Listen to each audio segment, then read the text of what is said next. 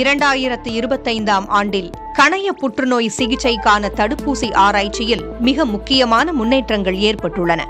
ஒவ்வொரு நோயாளிக்கும் தனித்தனியாக தயாரிக்கப்படும் mRNA தடுப்பூசிகள் பெரும் வெற்றியை தந்துள்ளன. இது நோய் வராமல் தடுக்கும் ஒரு சாதாரண தடுப்பூசி போல் அல்லாமல், உடலில் இருக்கும் புற்றுநோய் மீண்டும் வராமல் தடுக்கும் சிகிச்சை தடுப்பூசி ஆகும்.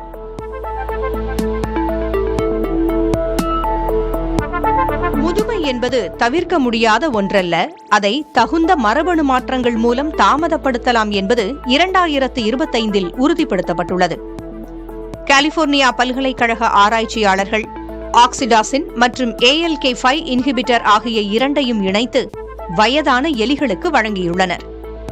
இந்த மருந்து கலவை வழங்கப்பட்ட எலிகளின் எஞ்சிய வாழ்நாள் சுமார் 73% அதிகரித்தது.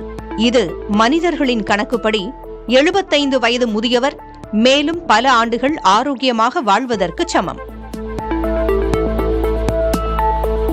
குவாண்டம் பேட்டரி என்பது 2025ஆம் ஆண்டின் மிக முக்கியமான தொழில்நுட்ப மைல்கற்களில் ஒன்று. அணுக்களின் குவாண்டம் பண்புகளை பயன்படுத்தி இந்த வகை பேட்டரிகள் செயல்படுகின்றன. குவாண்டம் பேட்டரியின் அளவு அதிகரிக்க அதன் சார்ஜிங் வேகம் மேலும் அதிகரிக்கும். அதாவது, உங்கள் போன் அல்லது எலக்ட்ரிக் காரை வெறும் சில நொடிகளில் முழுமையாக சார்ஜ் செய்ய முடியும். நியாண்டர்தல் மனிதர்கள் நெருப்பை பயன்படுத்தியது குறித்த வரலாறு 2025இல் முற்றிலும் மாற்றியமைக்கப்பட்டுள்ளது. முன்பு நியாண்டர்தல்கள் சுமார் 50,000 ஆண்டுகளுக்கு முன்புதான் நெருப்பை உருவாக்க கற்றுக்கொண்டனர் என்று கருதப்பட்டது. ஆனால் இங்கிலாந்தின் பான்ஹம் என்ற இடத்தில் கண்டெடுக்கப்பட்ட புதிய சான்றுகள் அவர்கள் 4 லட்சம் ஆண்டுகளுக்கு முன்பே நெருப்பை உருவாக்கி கட்டுப்படுத்தியதை உறுதி செய்துள்ளனர். மனிதர்களைப் போலவே தோற்றமளிக்கும் ரோபோக்களுக்கான விளையாட்டுப் போட்டித் தொடர் 2025இல் முதன்முறையாக சீனாவில் நடத்தப்பட்டது. 16 நாடுகளைச் சேர்ந்த 500 ரோபோக்கள் பங்கேற்றன. ஓட்டப்பந்தயம், கால்பந்து, குத்துச்சண்டை, ஜிம்னாஸ்டிக் என அனைத்திலும் ரோபோக்கள் அசத்தின. மனிதர்களைப் போல ரோபோக்களும் தானாகவே முடிவெடுக்கும் திறனை சோதிப்பதற்காக இந்த விளையாட்டுத் தொடர் நடத்தப்பட்டது.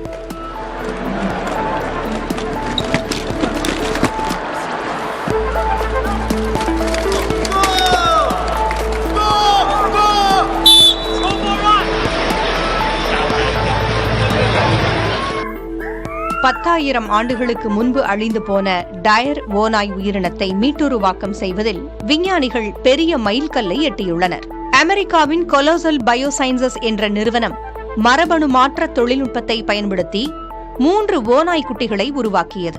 13,000 ஆண்டுகள் பழமையான ஒரு பல்லிலிருந்தும் 72,000 ஆண்டுகள் பழமையான மண்டை ஓட்டிலிருந்தும் எடுக்கப்பட்ட டயர் ஓநாயின் மரபணுக்களை பயன்படுத்தி இச்சாதனை நிகழ்த்தப்பட்டது.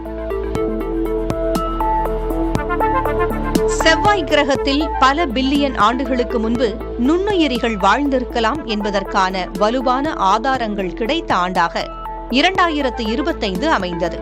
நாசாவின் பெர்சிவரன்ஸ் ரோவர் செப்டம்பர் 2025இல் ஒரு மிக முக்கியமான பாறை மாதிரியை ஆய்வு செய்தது. அதில் நுண்ணுயிரிகளால் மட்டுமே உருவாக்கப்படக்கூடிய கரிம மூலக்கூறுகள் இருப்பது கண்டறியப்பட்டது. இதன் மூலம் செவ்வாய் கிரகத்தில் பல ஆண்டுகளுக்கு முன்பு ஒரு நதி ஓடியதும் அங்கு தண்ணீர் தேங்கி இருந்ததும் உறுதி செய்யப்பட்டுள்ளது. 2025இல் பிளாஸ்டிக் கழிவுகளை கையாளும் உயிரியல் தொழில்நுட்பத்தில் மிக முக்கியமான கண்டுபிடிப்புகள் நிகழ்ந்துள்ளன. புதிய ஆய்வின்படி உலகின் 80% கடல் பகுதிகளில் பிளாஸ்டிக்கை செரிக்கும் திறன் கொண்ட பாக்டீரியாக்கள் பரவியுள்ளன. இவை கடலில் உள்ள பெட் வகை பிளாஸ்டிக்கை தேடிப்பிடித்து உணவாக மாற்றிக்கொள்ளும். பிளாஸ்டிக் கழிவுகள் அதிகரிப்பதால் இயற்கையே அதற்கு எதிராக பரிணாமம் அடைந்து வருவதை இது காட்டுகிறது. ஆய்வகத்தில் வளர்க்கப்படும் மினி இதயங்கள் மருத்துவத்துறையில் மிகப்பெரிய புரட்சியை ஏற்படுத்தியுள்ளன. இவ்வகை மினி இதயங்களுக்குள்ளேயே சொந்தமாக இரத்த நாளங்கள் உருவாவதை விஞ்ஞானிகள் 2025இல் சாத்தியமாக்கியுள்ளனர். இதற்கு முன்பு இரத்த நாளங்கள் இல்லாததால் மினி இதயங்கள் 3 மில்லிமீட்டருக்கு மேல் வளர முடியாமல் இறந்துவிடும்.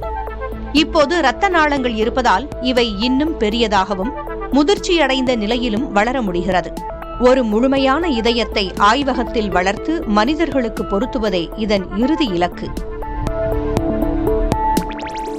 ஜப்பானின் கியோட்டோவில் உள்ள விஞ்ஞானிகள் கனவுகளை காட்சி வடிவில் கொண்டு வந்துள்ளனர். எஃப்எம்ஆர்ஐ ஸ்கேன் மூலம் ஒரு நபர் தூங்கும்போது ஏற்படும் மூளை செயல்பாடுகளை இவர்கள் பதிவு செய்தனர். பதிவு செய்யப்பட்ட மூளை அலைகளை செயற்கை நுண்ணறிவு மூலம் பகுப்பாய்வு செய்து அவற்றை வீடியோவாக அல்லது படங்களாக மாற்றியுள்ளனர்.